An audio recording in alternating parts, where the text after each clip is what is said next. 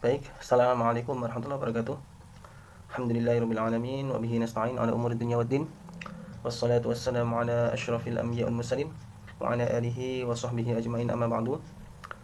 Teman-teman semuanya yang berbahagia, alhamdulillah pada malam hari ini kita bisa berjumpa kembali untuk belajar ilmu qiraah. Yang mana pada kesempatan kali ini kita akan membahas tentang imam pertama dari qiraah asyrah, ya, yaitu Imam Nafi'.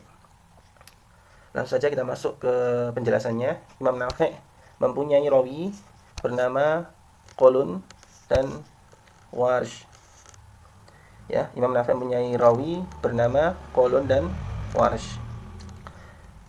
Profil dari Imam Nafi' sendiri, nama lengkap Nafi' bin Muhammad, Nafi' bin Abdurrahman bin Abu Nu'aim al-Asbahani. Nama panggilan beliau Abu Ruwaim dan Abu Abdullah. Lahir tahun 70 Hijriah dan wafat tahun 169 Hijriah. Sanad bacaan beliau dari 70 tabi'in. Ya, berguru pada guru banyak di zaman tabi'in. Terus dari 70 tabi'in sanadnya ke Abdullah bin Abi Rabi'ah, Abu Hurairah, Abdullah bin Abbas, Ubay bin Ka'ab, dan dari Rasulullah SAW. Rawi beliau bernama yang pertama adalah Qalun, nama lengkap Isa bin Mina bin Wardan bin Isa bin Abdus Somad. Nama panggilan Abu Musa, lahir tahun 120 Hijriah dan wafat tahun 220 Hijriah. Sanad bacaan langsung dari Imam Nafi' sendiri. Ya. Sanad bacaan langsung dari Imam Nafi' sendiri. Yang berikutnya adalah Imam Nafi', Imam Warsh. Nama lengkap Utsman bin Sa'id al-Misri. Nama panggilan beliau Abu Sa'id, lahir tahun 110 Hijriah dan wafat tahun 197 Hijriah. Sanad bacaan beliau dari Nafi', dari Imam Nafi' sendiri. Kita lanjut pembahasan berikutnya, yaitu kaidah umum. Kaidah umum adalah kaidah yang langsung dinisbatkan ke imam.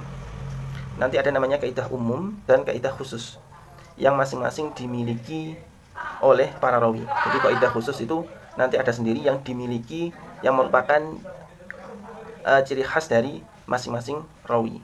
Kalau kita mengatakan kaidah umum, berarti ini langsung dinisbatkan ke imam, Imam Nafi'. Berarti antara Qalun dan Warsh itu bacaannya sama. Tapi nanti kalau kaidah khusus, itu antara Qalun dan Warsh punya ciri khas tersendiri atau berbeda. Ada yang sama, ada yang berbeda, tapi berbeda maksudnya ciri khas dari masing-masing rawi tersebut. Kita bahas yang pertama adalah kaidah tentang lafadz nabiyun dari segala tasrifnya. Ada yang nabiyun, ada yang anbiya, nabiyina, nabiyuna. Maka cara membacanya adalah mengganti ya dengan hamzah dan menjadi mat wajib. Jadi yang aslinya nabiyun menjadi nabiyun, anbiya jadi anbiya, nabiyina menjadi nabiyina, nabiyuna menjadi nabiyuna. Terus yang kedua adalah lafadz as-silmi menjadi as-salmi. Yang ketiga adalah lafadz mikala menjadi mikaila. Lafadz asy itu menjadi asitum. Terus apabila ada yang mutakallim bertemu dengan hamzah mutlak yang berharokat fathah, kasrah atau dhammah, maka ya tersebut harus dibaca fathah. Contoh di situ lafadz inni a'lamu menjadi inni ya'lamu. Inni uridu menjadi inni ya uridu. Yang berikutnya, apabila ada dhamir ana bertemu dengan hamzah, maka dibaca mad jaiz, ya. Wa ana awwalul muslimin menjadi wa ana awwalul muslimin. Ya, mad jaiznya nanti menyesuaikan dengan matnya masing-masing rawi.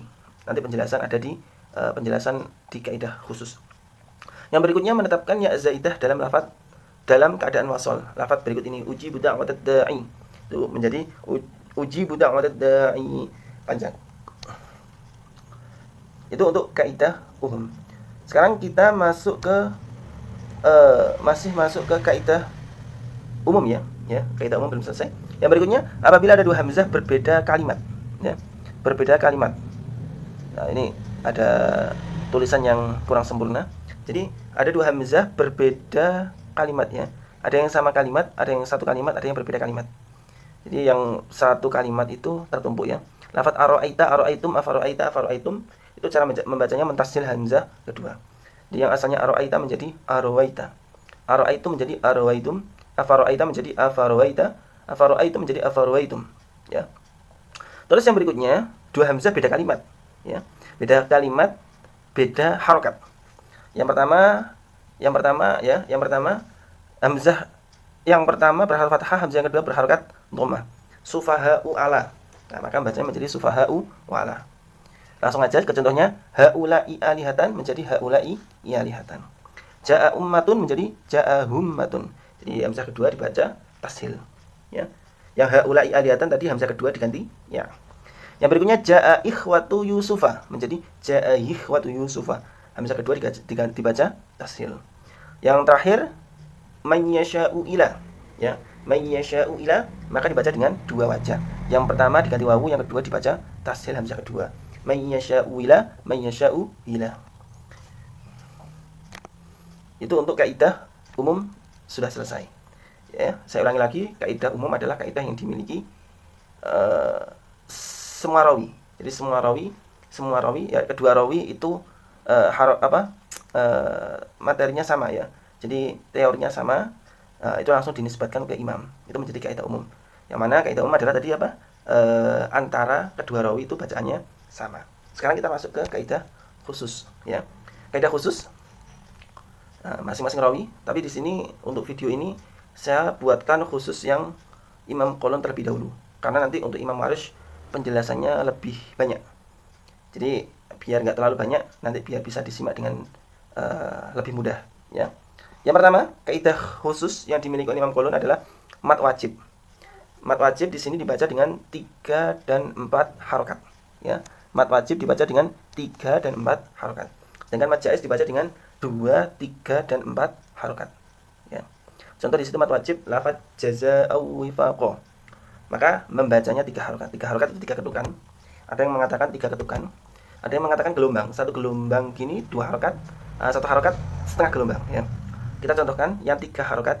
Jazaa'u wifaqa. Atau ketukan ya. Jazaa'u wifaqa. 3 harokat. Yang 4 harokat 2 gelombang. Jazaa'u